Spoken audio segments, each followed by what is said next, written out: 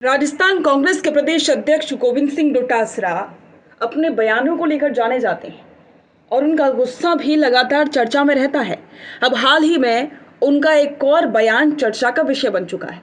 दरअसल आपको जानकारी दे दें कि भारतीय जनता पार्टी के प्रवक्ता पिंटू महादेव ने कांग्रेस नेता राहुल गांधी को लेकर ऐसी टिप्पणी कर दी जिससे पूरे देश की राजनीति को हिलाकर रख दिया।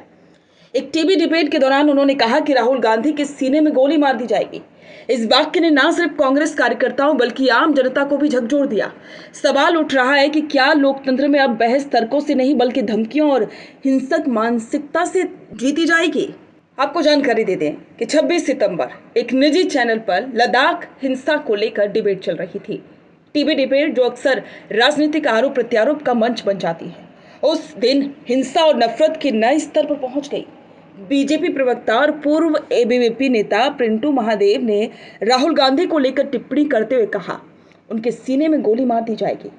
ये शब्द जैसे ही चैनल की स्क्रीन से बाहर आए, कांग्रेस के नेताओं ने इस पर निशाना साधना शुरू कर दिया और जबरदस्त रोष फैल गया। विपक्ष ने तुरंत इसे लोकतंत्र और संवैधानिक मर्यादाओं पर हमला बताया। कांग्रेस पार्टी ने इस बयान का जोरदार विरोध किया। पूरे देश में कांग्रेस के कार्यकर्ता और नेता सड़कों पर उतर आए और प्रवक्ता के खिलाफ कड़ी कार्रवाई की मांग करने लगे। प्रदेश कांग्रेस अध्यक्ष गोविंद सिंह डोटासरा ने सीधे गृह मंत्री अमित शाह से हस्तक्षेप करने की अपील की है। डोटासरा ने कहा कि ये सब मोदी सरकार के संरक्षण में हो रहा है। भाजपा के नेताओं की नफरत और हिंसक मानसिकता इस स्तर तक आ पहुंची है, अब वे विपक्ष के नेताओं की हत्या की खुली धमकी देने लगे हैं।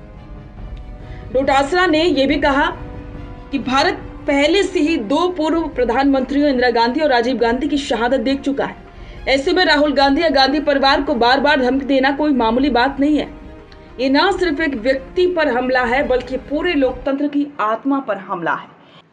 और इसी बीच राजस्थान के पूर्व मुख्यमंत्री अशोक गहलोत ने भी इस पूरे मामले में कड़ा बयान दिया। गहलोत ने कहा कि लोकतंत्र में इस तरह की भाषा और सोच की कोई जगह नहीं है। ये दुर्भाग्यपूर्ण है कि अब तक इस बयान पर कोई कार्रवाई नहीं हुई। गहलोत ने आगे कहा कि बीजेपी राहुल गांधी से घबराई हुई है। महंगाई, बेरोजगारी और भ्रष्टाचार जैसे मुद्दों पर राहुल गांधी लगातार सरकार को घेर रहे हैं और जनता भी उनके साथ खड़ी नजर आ रही है। इसी डर और हताशा के चलते भाजपा के नेता ऐसी भाषा का इस्तेमाल करने पर मजबूर हो रहे हैं। लेकिन सवाल यह है कि एक राष्ट्रीय स्तर की पार्टी का प्रवक्ता टीवी स्क्रीन पर खुलेआम हत्या की धमकी देता है और सरकार चुप रहती है, तो ये लोकतंत्र के लिए क्या संदेश देता है? क्या भारत की राजनीति अब इतनी असहिष्णु हो चुकी है कि विपक्ष की आवाज को दबाने के लिए धमकियां दी जाएंगी? क्या लोकतांत्रिक विमर्श अब इस हद तक गिर चुका है कि तर्कों की जगह हिंसक भाषा हावी हो जाएगी? इस घटना ने एक बार फिर से हमें याद दिलाया कि राजनीति सिर्फ सत्ता की लड़ाई नहीं बल्कि विचारों की टकराहट भी है।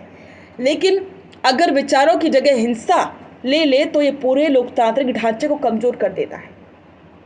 कांग्रेस नेताओं का कहना है कि राहुल गांधी को बार बार धमकी मिलना सिर्फ एक राजनीतिक सहयोग नहीं बल्कि ये सोची समझी रणनीति है। राहुल गांधी भारत जोड़ो यात्रा से लेकर संसद तक लगातार सवाल उठा रहे हैं, चाहे अडानी अंबानी का मुद्दा हो या बेरोजगारी और महंगाई का। राहुल गांधी की राजनीति आम जनता की समस्याओं पर केंद्रित है। शायद यही वजह है कि भाजपा उन्हें रोकने के लिए कभी आईटी सेल की ट्रोल आर्मी का इस्तेमाल करती है तो कभी प्रवक्ताओं की जहरीली भाषा का।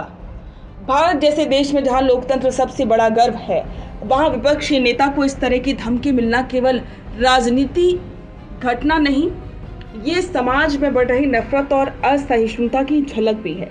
सोचिए, देश भारत ने इंदिरा गांधी और राजीव गांधी जैसे नेताओं की शहादत देखी, वहां अगर आज भी वही हालात दोहराने की मानसिकता पनप रही है तो इस कितना खतरनाक संकेत है।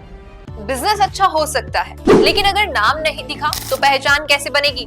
अब टेंशन छोड़िए, द फैक्ट इंडिया आपके बिजनेस को देगा वो पहचान जो पूरे राजस्थान में हर किसी तक पहुंचे। न्यूज चैनल पर विज्ञापन, पॉडकास्ट और प्रमोशन के जरिए आप सीधे 5 लाख सब्सक्राइबर और 10 करोड़ से ज्यादा व्यूज तक अपनी पहुंच बना सकते हैं। तो देर किस बात की, आज ही द फैक्ट इंडिया से जुड़िए और अपने बिजनेस को बनाइए हर घर का नाम।